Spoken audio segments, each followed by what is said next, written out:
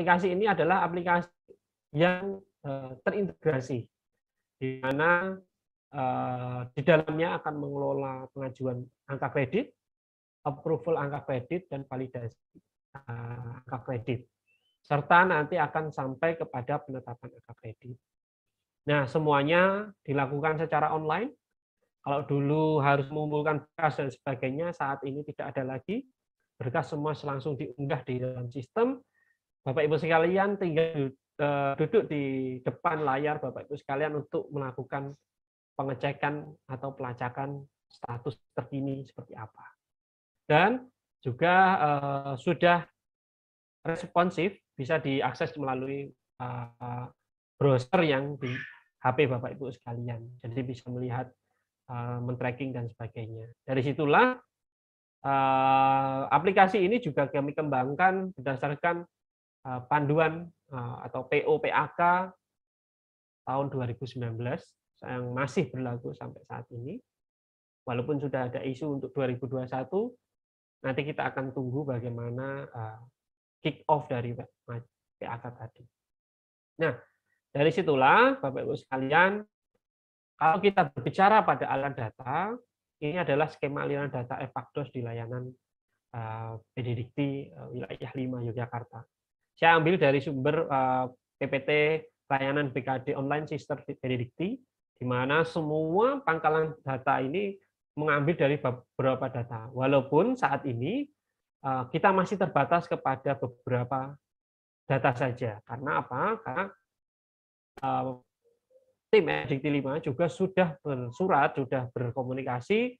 Harapannya nanti seandainya semua bisa kita tarik melalui pangkalan data, maka akan mengurangi beban juga Bapak Ibu sekalian. Tapi saat ini kita masih terbatas pada pengajaran dan pada dosen.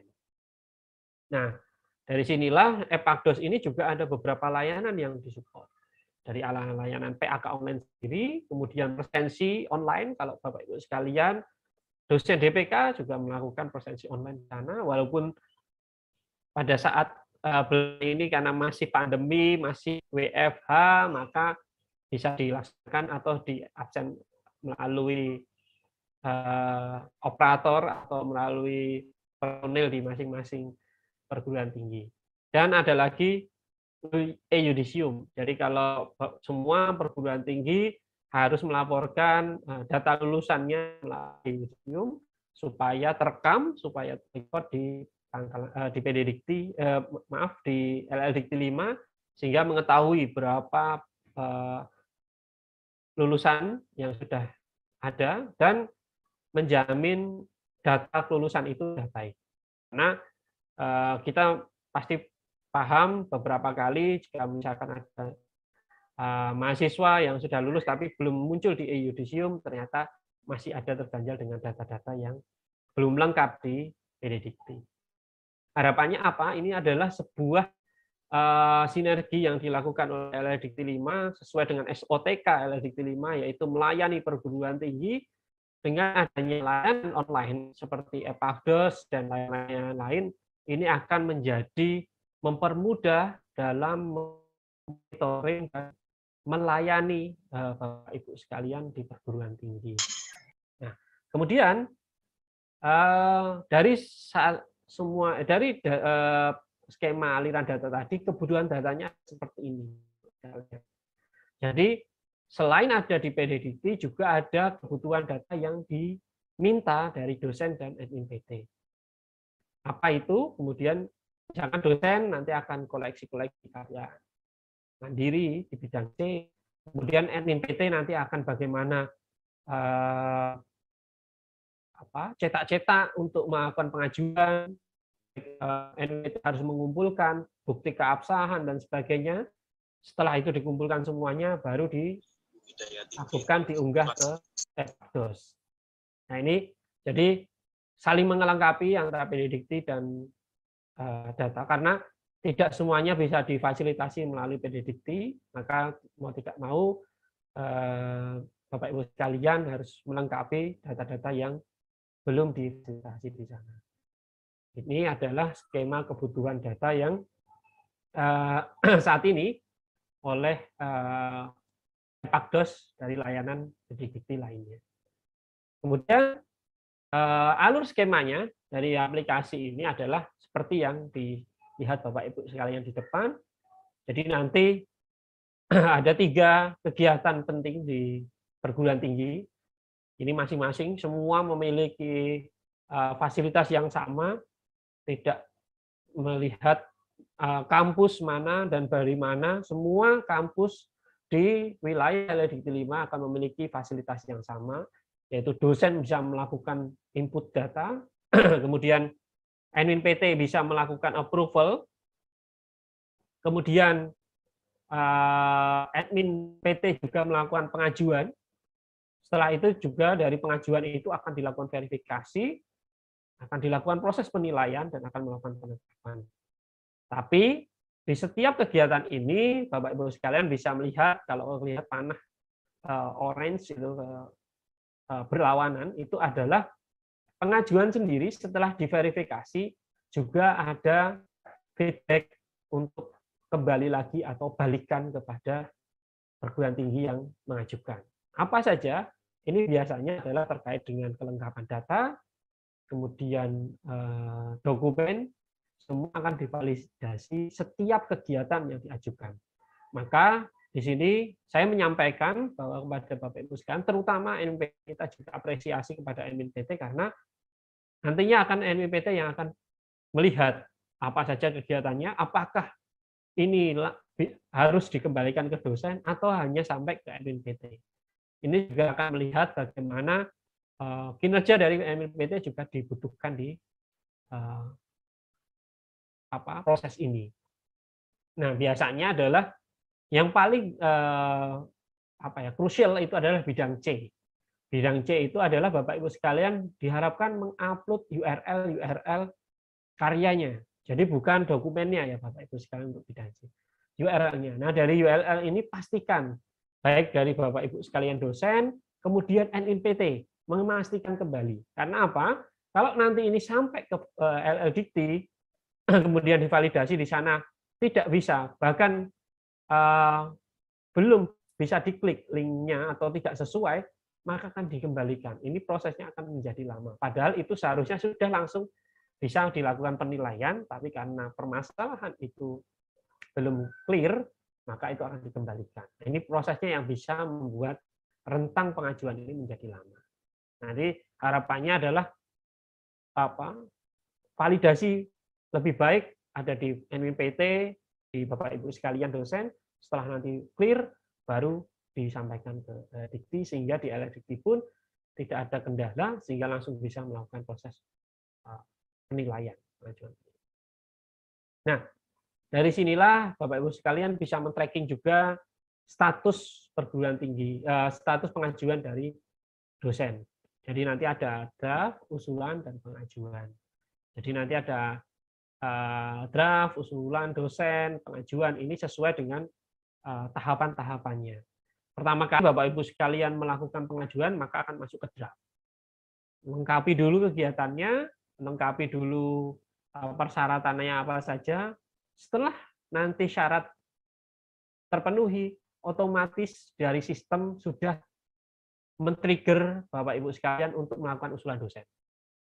Jadi tidak perlu khawatir, sistem juga sudah kami buat beberapa trigger yang bisa lebih pintar untuk mengisi kegiatan-kegiatan Bapak Ibu sekalian. Jadi Bapak Ibu sekalian tinggal mengupload saja, selama itu belum muncul usulan dosen, berarti ada syarat yang belum terpenuhi. Tapi kalau sudah ada muncul tombol usulan dosen, usahanya sudah terpenuhi. Nah, setelah terpenuhi, silakan Bapak Ibu sekalian melakukan submit. Kemudian saat itulah tugas dari NPT. Ketika dosen sudah masuk, itu adalah tugas NPT. NPT akan melakukan validasi kembali. Datanya sudah oke dan sebagainya, maka dari situlah setelah biasanya kalau di perguruan tinggi umumnya adalah ketika rapat tim atau rapat senat menunjukkan bahwa data ini sudah valid, maka bisa diajukan. Dengan cara apa? Membuat cetak-cetak lampirannya. Ada 12 dokumen kalau tidak salah. Nanti dari mulai berita acara senat, kemudian daftar hadirnya, dan sampai nanti bukti-bukti yang harus dibutuhkan untuk pengajuan.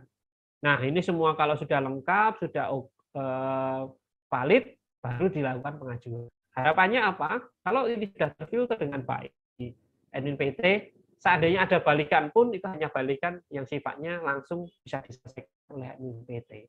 Sehingga tidak perlu kembali ke dosen lagi, terus dosen kembali lagi ke admin PT, nah itu akan menjadi panjang.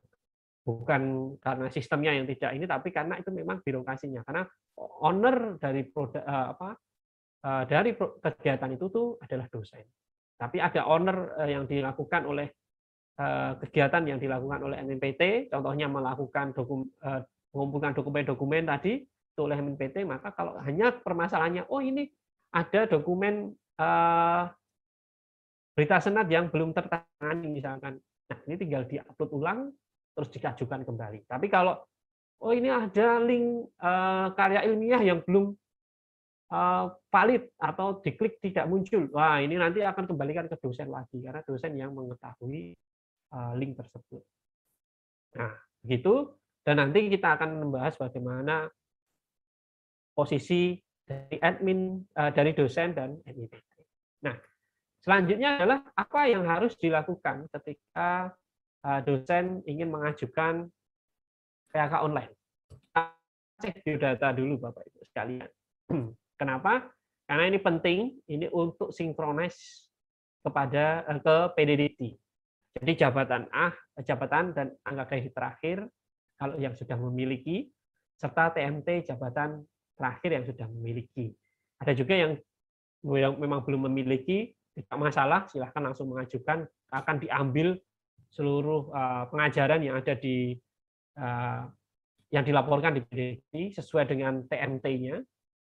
Kemudian TMT dosen tetap, kemudian siapkan dokumen yang dibutuhkan. Karena nanti saya akan jelaskan dokumen-dokumen apa saja yang harus disiapkan. Kemudian scan semuanya bersifat online, tidak seperti yang dulu, maka itu hard copy. Tapi sekarang siapnya online, siapkan dengan online. Kemudian lakukan login di aplikasi di llDikti.id. Nah, kalau Bapak Ibu sekalian belum pernah login, tapi kalau Bapak Ibu sekalian adalah dosen baru, mungkin baru disinkronis ke PDDikti, belum lama, ini silahkan diinformasikan pada admin PT untuk diinformasikan ke kami untuk diaktifkan. Karena kami kemarin di awal bulan Maret itu kita sudah buatkan secara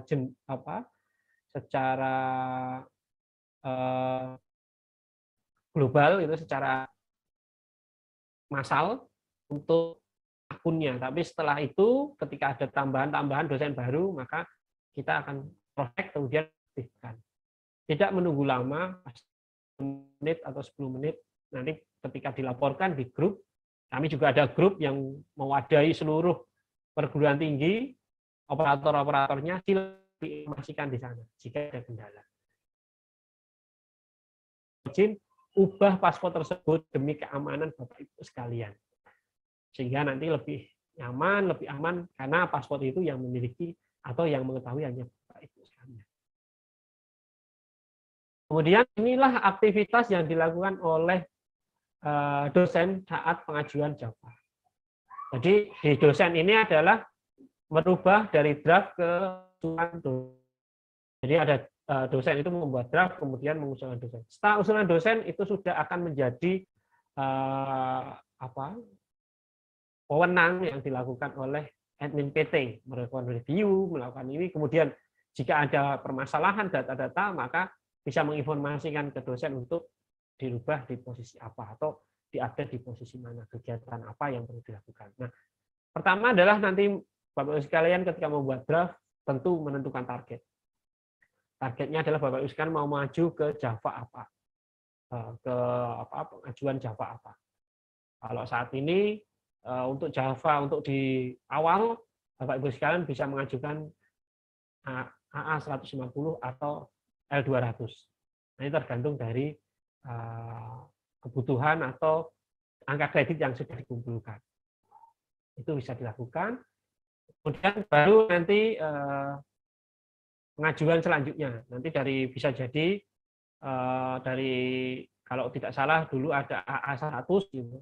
Kalau Bapak Ibu sekalian termasuk jabatan tersebut masuk ke L200 misalkan ada kebutuhan datanya. Nah, kebutuhan angka kredit itu berdasarkan angka kredit sebelumnya. Maka tadi kalau di awal harus cek angka kredit sebelumnya itu untuk memancing atau untuk menghitung angka kredit yang dibutuhkan. Ini berbeda kalau Bapak Ibu sekalian memiliki ijazah yang belum dilaporkan. Contohnya Bapak Ibu sekalian dulu ijazah dengan S2 gitu, kemudian pada saat mau mengajukan Java kali ini S3 itu boleh juga mengajukan di situ. Nanti ada poinnya tersendiri dan akan dihitung, akan mengurangi angka kredit yang.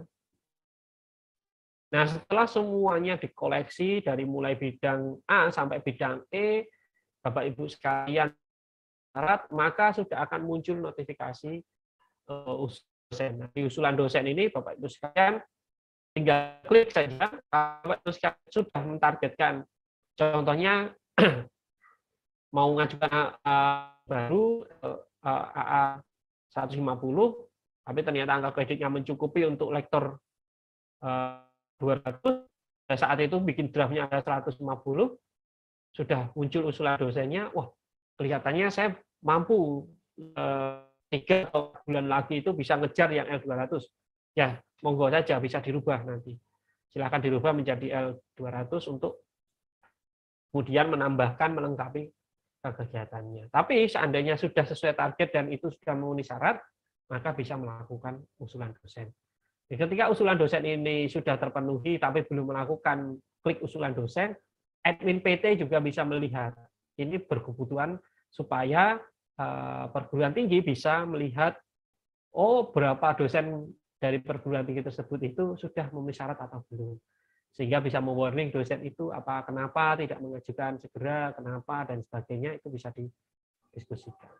Kemudian mengumpulkan dokumen dukung, serta nanti menyebut kegiatan-kegiatan dan mensubmit usulan dosen.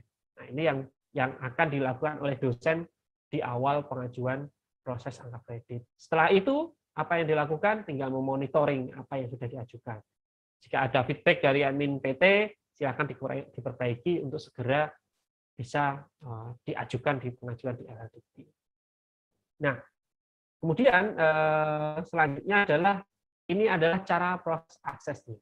Ada 2 cara. Yang pertama, Bapak Ibu sekalian bisa melalui website utama, yaitu lldp5.kemendikbud.go.id. Silakan klik layanan online. Ada menu layanan online, ada beberapa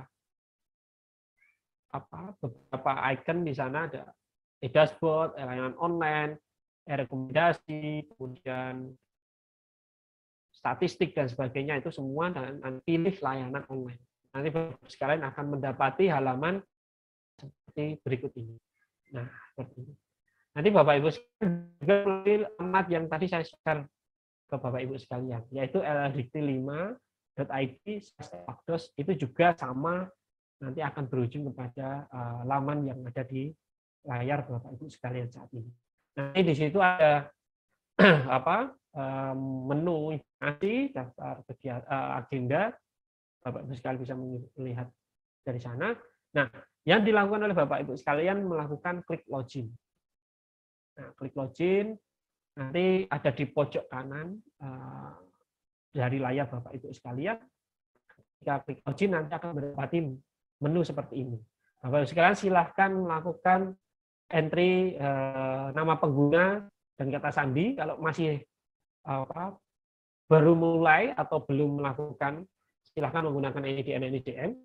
Tapi kalau Bapak Ibu sekalian sudah pernah login dan sudah mengganti passwordnya, nama penggunanya NIDN, nama kata sandinya sesuai dengan yang sudah diubah oleh Bapak Ibu sekalian. Nah, setelah itu fase berikutnya adalah ketika sudah melihat profilnya, melihat apa data-datanya sudah benar, juga melakukan ubah password. Ubah passwordnya sama, simple, ada di pojok kanan atas. Kalian klik profil, kemudian ubah password. Nah, di situ nanti Bapak Ibu sekalian tinggal memasukkan password lama, kemudian memasukkan password baru, dan konfirmasi password baru. Klik simpan, Bapak Ibu sekalian sudah memiliki password baru. Yang tahu adalah Bapak Ibu sekalian, sehingga tidak bisa orang umum login menggunakan NDN lagi. Kemudian berikutnya adalah, ini adalah profil dari Bapak Ibu sekalian. Nanti ada NIDN, nama, NIP, kemudian pangkat golongan, kemudian jabatan fungsional, TMT jabatan fungsional, dan lembaga. Ini harapannya pastikan dulu semuanya sudah benar, baru melakukan pengajuan angka kredit. Karena pengajuan angka kredit ini bersifat historical, sehingga akan menyimpan data-data terkini pada saat pengajuan. Jadi misalkan tiba-tiba jabatan fungsional Bapak Ibu sekalian tidak sesuai, harusnya lektor 200 masih AA 150 misalnya. Ketika melakukan klik pengajuan, Bapak Ibu sekalian akan di-log sesuai dengan pangkat terakhir yang ada di sistem ini. Nah, terus bagaimana kalau memang ada kekeliruan? Nah, Bapak Ibu sekalian tinggal mengecek di sister. Kalau sister Bapak Ibu sekalian sudah benar, maka screenshot sister itu untuk disampaikan melalui admin PT, untuk disampaikan ke tim pusat data dan informasi LLDT. Nanti akan dikelola di sana, kira-kira permasalahannya ada di mana. Kemudian biasanya akan ada sinkronis ulang, karena Bapak Ibu sekalian, selama Bapak Ibu sekalian login di setiap harinya, itu akan melakukan up to date secara otomatis. Jadi ketika Bapak Ibu sekalian hari ini login, sekarang mungkin sambil mendengarkan informasi dari saya, kemudian melakukan login, Bapak Ibu sekalian itu sudah langsung sinkronis data itu langsung integrasi dengan PDDikti atau mirroring PDDikti. Nah, memang kami di LLDikti 5 masih ada jeda, ada 1 hari setiap, jadi penarikan data 1 hari, karena memang cut off di PDDikti sendiri juga berjenjang, Bapak Ibu sekalian. Ketika Bapak Ibu sekalian sinkronis ke PDDikti juga tidak langsung automatically mengupdate data langsung ini, mereka akan periodik juga. Setelah itu baru bisa kita tarik di, kalau tidak salah Mas Hanafi menyampaikan adalah di 00.01. Nah, ini akan tersinkronis semua dari PDDikti masuk ke sistem. Dari sistem inilah nanti bisa melakukan pengecekan data terkini. Begitu. Nanti kalau dari sister sama, nanti kebetulan sister ini juga ada 2 tahap kalau dari sister. Jadi nanti sister kemudian ke PDDikti baru ke Evakdos. Itu ada 3 tahap. Fasenya sama, nanti biasanya juga butuh waktu dari sister ke PDDikti, dan ini memang tidak bisa diintervensi oleh LLDikti 5 karena ini memang ada di ranah pusat, sehingga biasanya kami tim pusat data dan informasi dari Mas Hanafi, Mbak Firdi, dan Mas Eko itu bisa menginformasikan ke pusat untuk jika memang ada kendala. Begitu. Kemudian, tapi tidak perlu khawatir, semua ditangani oleh tim, karena memang sesuai OTK tadi yang sampaikan bahwa tim adalah melayani, LLDikti itu adalah STOTK-nya adalah melayani perguruan tinggi. Harapannya monggo disampaikan saja melalui kanal yang sudah kita bangun, yaitu WA group dari admin PT masing-masing. Semua admin PT ada di sana. Seandainya memang perguruan tinggi Bapak Ibu sekalian belum masuk di sana, silakan informasikan ke pihak yang berwenang, itu LLDikti 5. Kemudian di sini nanti Bapak Ibu sekalian setelah menginformasikan biodata, nanti bisa mengajukan angka kredit, kemudian juga bisa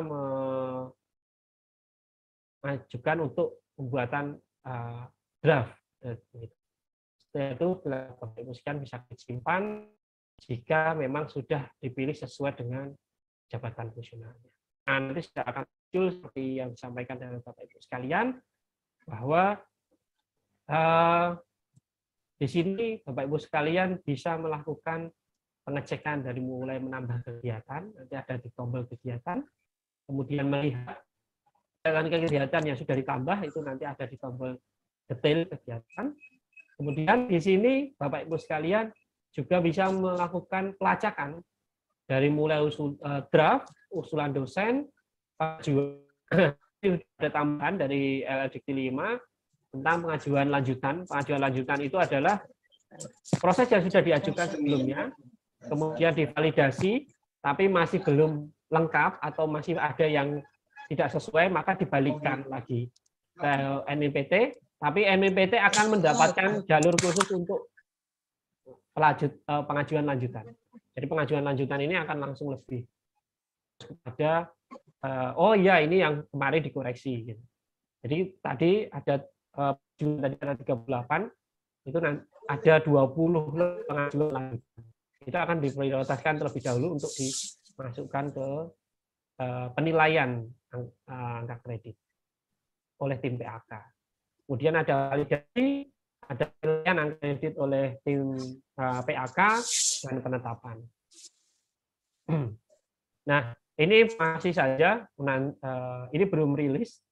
Kita akan rilis mungkin minggu depan, bahwa nantinya akan ada tracking seperti ini. Kapan dilakukan draftnya, kapan akan sudah melakukan usulan, kapan melakukan pengajuan, bahkan kapan dibalikan lagi ke NMPT, itu semua terrekod dengan di tracking ini. Sehingga Bapak Ibu sekalian tinggal memantau ini, kalau kenapa kok saya lama, kenapa kok saya cepat, itu bisa di tracking di sini.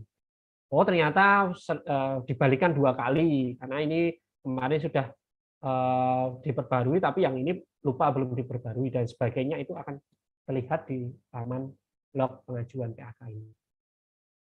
Kemudian berikutnya adalah untuk proses pengajuan bidang A, ini Bapak Ibu sekalian di bidang A ini nanti ada 2 pola. Yang pertama ada untuk pengajuan baru itu biasanya akan mendapatkan nilai penuh, yaitu sesuai dengan jenjangnya. Tapi kalau untuk pengajuan selanjutnya, artinya bukan jabatan awal, maka akan mendapati nilai 50 di setiap akreditasi, setiap pendidikan formal. Begitu. Ini nanti ada file yang perlu diunggah. File yang diunggah ada di 2 mega yang bisa maksimal ya Bapak Ibu sekalian. Ini belum ada tambahan saat ini karena memang keterbatasan dari resource yang ada. Ini 2 mega juga sudah sampai detik ini belum ada kendala dari Bapak Ibu sekalian yang sudah mengajukan. Kemudian bidang B nanti ada 2 pola. Kalau bidang B ada synchronize di bidang udara. Bapak sekalian silakan melakukan synchronize. Jika ada kendala bisa disampaikan ke kami melalui grup. Biasanya di proses ini adalah nanti berdasarkan TMT ada. Maka kenapa kok TMT itu harus di cross check Bapak Ibu sekalian, karena ini akan menarik ya, dari TMT itu kita akan tarik mengajarnya itu berapa SKS yang sudah dilakukan. Jadi di sini ada mengajar, membimbing kakak dan menjabat. Jadi Bapak Ibu sekalian yang ada di ini, misalkan ada dosen yang saat ini juga menjabat struktural seperti rektor, kemudian wakil rektor, kemudian sekretaris, prodi dan sebagainya, semua silahkan didata di PDDikti demi juga PDDiktinya komplit dan juga bisa dimanfaatkan untuk online. Dan itu sudah ada hitungannya juga. Nah, yang dilakukan kalau untuk penjabat perlu ada aksi, yaitu menambah berapa semester yang sudah periodenya, yang akan dikali sesuai dengan angka kredit setiap semesternya. Itu. Kemudian di bidang E, Bapak Ibu sekalian, ini lebih banyak yang dilakukan. Pertama adalah status penulis. Ini akan penting karena ini syarat khusus dari salah satu syarat yang untuk pengajuan PAK. Nanti sudah ada metriknya, silakan nanti bisa dipelajari di PO PAK. Kalau Bapak Ibu sekalian meneliti, kemudian disampaikan di sini, kemudian untuk pengajuan angka kredit nanti akan dicek. Kalau angka kredit untuk jabatan awal itu cukup minimal jurnal nasional. Nah, misalkan seperti itu. Dan itu menjadi penulis utama, yaitu tunggal, pertama, dan koresponden. Nanti jumlah penulisnya berapa dan sebagainya itu akan dihitung secara otomatis oleh sistem. Jadi Bapak Ibu sekalian tidak perlu khawatir, yang penting Bapak Ibu sekalian menyampaikan saja. Oh, saya saat ini berkedudukan sebagai penulis biasa. Artinya bukan penulis tunggal, bukan penulis pertama, dan bukan koresponden. Ya sudah, pilih aja tidak, kemudian berapa jumlah penulis yang ada di situ. Nanti automatically dihitung sesuai dengan peraturan yang ada. Seperti itu. Misalkan penulis tunggal akan dapat 100%. Tapi kalau untuk penulis pertama tergantung nanti jumlah penulisnya, terus kemudian ada penulis pertama juga koresponden atau tidak, itu juga akan dihitung juga. Begitu. Di sini Bapak Ibu sekalian tidak perlu mengupload dokumen, silahkan lakukan power project untuk mengumpulkan link-link dokumen yang ada, URL dokumen yang ada, begitu. Nanti juga memanfaatkan repositori internal, itu melalui repositori webdata ataupun yang lain. Di bidang D ini lebih spesifik kepada pengabdian, nanti akan ada upload file maksimal 2 MB juga, Bapak-Ibu sekalian. Kemudian di bidang E itu juga sama, nanti akan ada kebutuhan untuk mengupload dokumen-dokumen pendukung dan maksimal 2 MB. Prosesnya sama, entry manual yang dilakukan oleh masing-masing dosen, kemudian nanti akan direview oleh administrasi. Nah, dari situlah ketika Bapak Ibu sudah melengkapi dan memenuhi syarat, yaitu syarat angka kredit dan C-nya atau syarat jurnalnya, maka akan muncul notifikasi usulan dosen.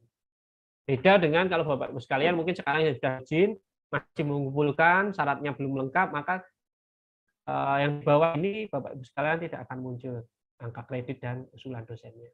Begitu. Nah, setelah itu nanti usul muncul, maka bisa melakukan submit. Gitu.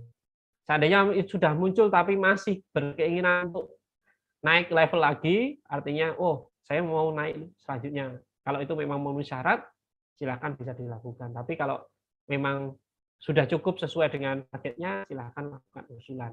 Tinggal klik OK, maka usulan sudah diproses. Nah, setelah itu nanti ada beberapa syarat, ini tadi yang saya sampaikan, syarat utamanya untuk di bidang angka kreditnya. Nanti sesuai kebutuhan, dia adalah pengajuan dari awal atau lanjutan.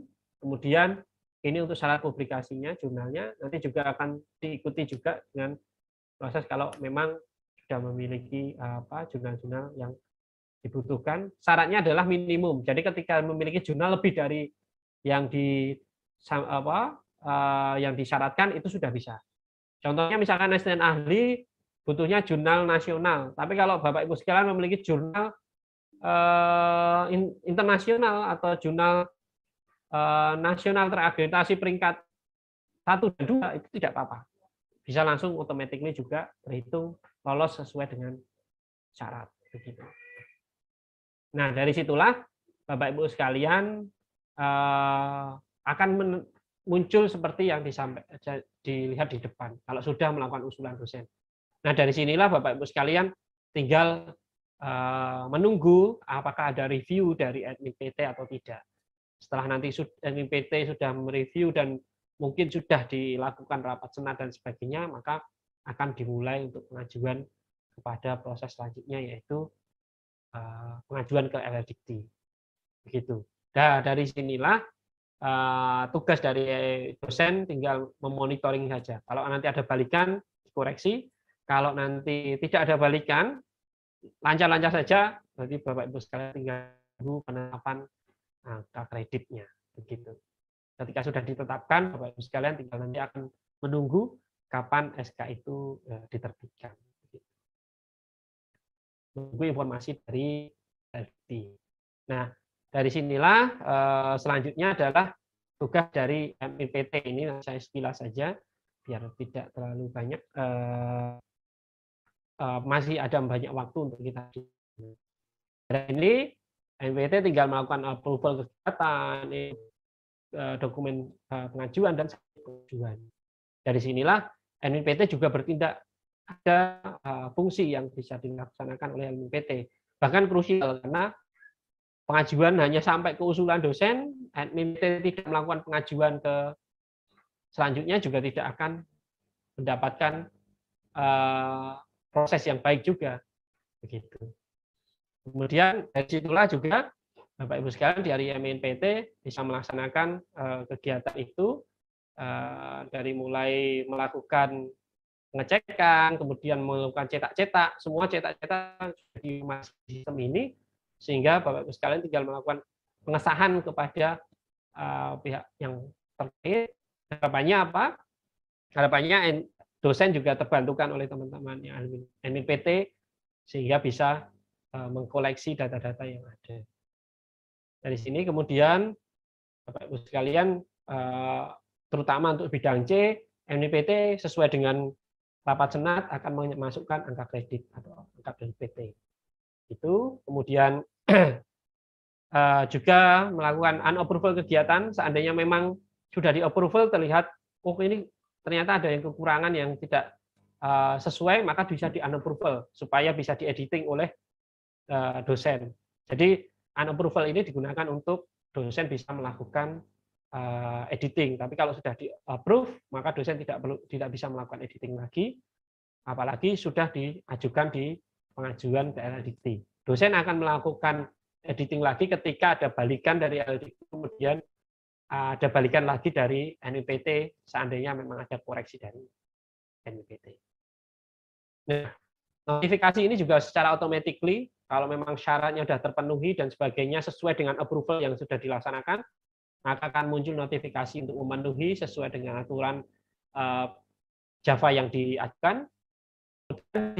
Di sini juga Bapak Ibu sekalian, terutama MIPT tadi yang saya sampaikan, ya harus ada tupoksi yang dilakukan oleh MIPT, yaitu mengumpulkan dokumen-dokumen itu untuk kemudian diunggah di dalam sistem ini, kemudian diajukan. Nah, di proses pengajuan ini, setelah pengajuan dilaksanakan, maka dokumen ini sudah bisa direview oleh admin LLDikti. Jadi tugas MIPT juga sudah akan tinggal monitoring di sini. Apakah ada balikan dari LLDikti atau tidak. Kalau tidak ada balikan, kemudian dosen sudah melihat, kok status saya sudah di penilaian. Nah, ini dosen tinggal menunggu penilaian selesai, kemudian rapat di LLDikti untuk menentukan apakah terpenuhi atau tidak angka kreditnya. Kalau sudah dilaksanakan, kemudian dinotifikasi untuk penetapan, maka sudah dinyatakan selesai untuk pengajuan angka kreditnya.